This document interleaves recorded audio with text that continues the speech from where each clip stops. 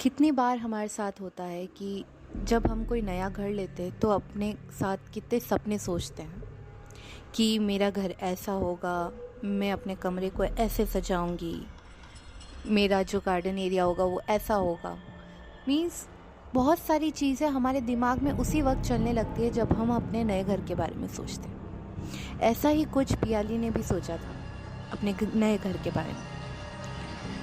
पियाली और उसकी फैमिली ने एक नया घर खरीदा था जो राजस्थान में ही कहीं था, पर मैं उस जगह का नाम लेकर स्पॉइल नहीं करना चाहूँगी। So back to the story. Piyali आज अपने परिवार के साथ उस घर में शिफ्ट होने जा रही है। वो रास्ते में ही सोच रही होती कि मेरा घर कैसा होगा, मेरा कमरा कैसा होगा, अब मैं क्या करूँगी वहाँ जाके। सो जो चीज़ें हमारे दिमाग में चल रही होती है उसी समय पियाली के दिमाग में भी वो सारी बातें चल रही होती है।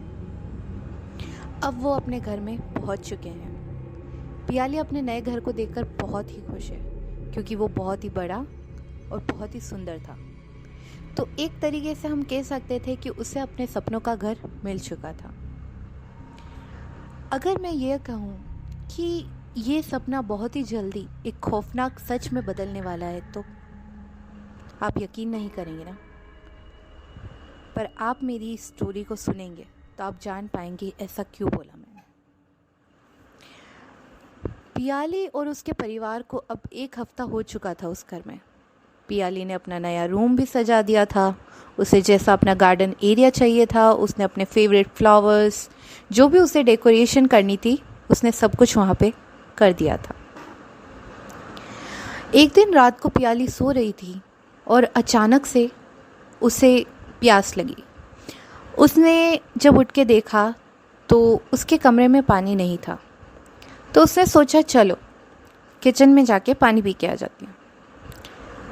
तो वो किचन में गई, उसने पानी पिया एंड फिर बाद में उसने सोचा कि ठीक है अब मैं उठी ही हूँ, so she wanted to go to bathroom. उसने अपना बाथरूम यूज़ किया, फिर अपने हाथ धोए, अपना मुंह धो के जस्ट उसने कांच में देखा। आप बिलीव नहीं करेंगे उसने क्या देखा था। उसके पीछे एक परछाई थी जो कि लाल जोड़े में थी। अब उससे पहले पियाली को समझ पाती, वो इतनी डर चुकी थी, उसके रोंगटे खड़े हो चुके थे। अब वो भागना चाहती थी और वो भागते ही अपने रूम में जाके चद्दर के नीचे दुबक के सो गई।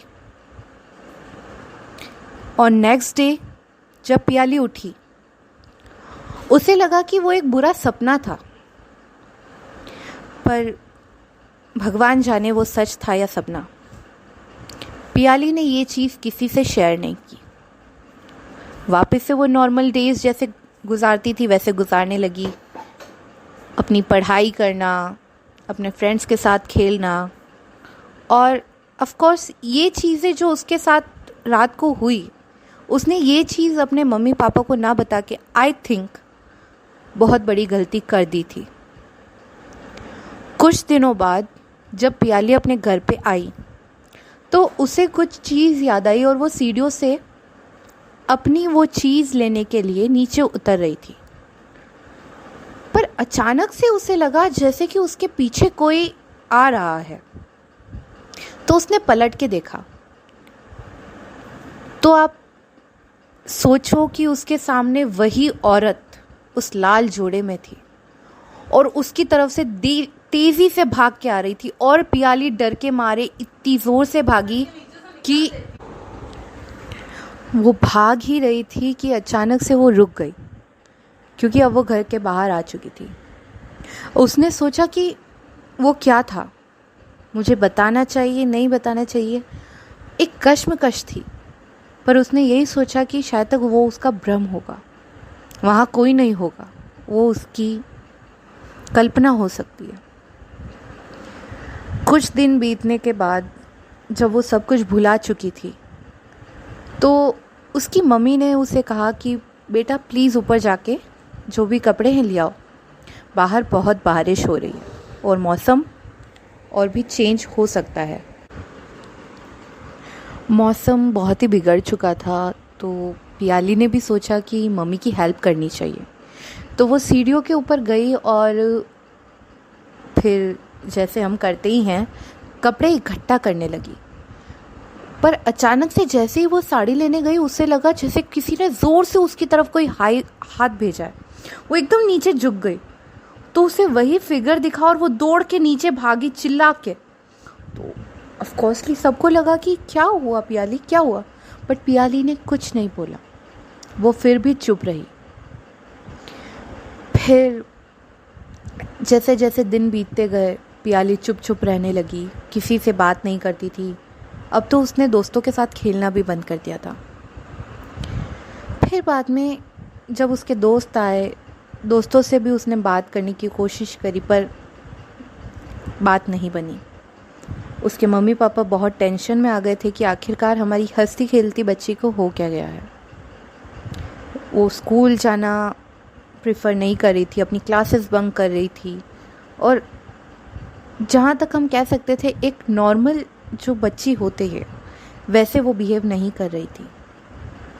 वो कुछ था जो छुपा रही थी, कुछ था जो कहना तो चाहती थी पर शायद तक बोल नहीं पा रही थी।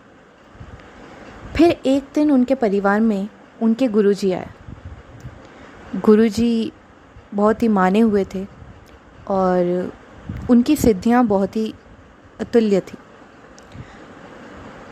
पर उन्होंने एक चीज़ का अगर हम कहें तो वो अंधे थे।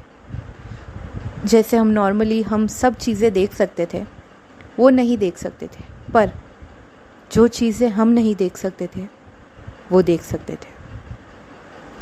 उन्होंने बस पियाली का हाथ पकड़ा और उन्होंने वो सारी चीज़ें उसके परिवार के सामने बयां की कि आपकी बच्ची के साथ ये सब हुआ है और आपको पता नहीं। और उसके पेरेंट्स बस एक दूसरे को देखे जा रहे थे जैसे कि हमें ये चीज़ें कैसे नहीं पता। और गुरुजी को, तो गुरुजी ने पूछा कि बेटा आखिर हुआ क्या। तो उसने सारी चीज़ें बताई, वो उस सेकंड डे से लेकर अभी तक जो भी उसके साथ बीता, कि किस तरीके से वो औरत उसका पीछा कर रही है, उसे कहीं पे भी दिख जाती है, उसके ऊपर अटैक करने की भी कोशिश की थी। तो ये सब चीज़ें वो गुरुजी को बताती है। फिर गुरुजी अपनी सिद्धियों से वहाँ पे ये चीज़ें पता करते हैं और आप बिलीव नहीं करेंगे, जब गुरुजी ने वहाँ पे हवन वगैरह कराया और कंप्लीट उस घर की शुद्धिकरण की तो उन्हें पता चला कि वहाँ के जो पियाली का रूम था वहीं पे एक शादीशुदा जोड़े ने आत्महत्या की थी। आपके भी रोंगटे खड़े हो गए होंगे, पर ये सब चीज़ें हुई थी। बाद में उस रूम को लॉक कर दिया गया, उस घर को तो शुद्धिकरण करके सही कर दिया, पर अब पियाली और उसके परिवार का वहाँ रुकना दुष्हाल था, क्योंकि जो चीज़ें पियाली के साथ हुई उसके पेरेंट्स नहीं चाहते थे कि आगे भी हो, क्योंकि एक डर था कि कहीं वो औरत, वो परछाई उनका पीछा ना करे। अब पियाली एक नॉर्मल लाइफ जी रही है, बट मुझे नहीं लगता कि ऐसी सिचुएशन और ऐसी घटना को वो अब अपनी लाइफ में कभी भी भुला सकेगी। अब मैं इस स्टोरी को यहीं ख़त्म करती हूँ, पर मैं आप सबसे भी यही कहना चाहूँगी कि अगर आप किसी भी घर में शिफ्ट होते हैं, पहले उस घर की स्टोरी, उस घर का बैकग्राउंड ज़रूर चेक कर लें। क्या पता अगले पियाली आप ना हो।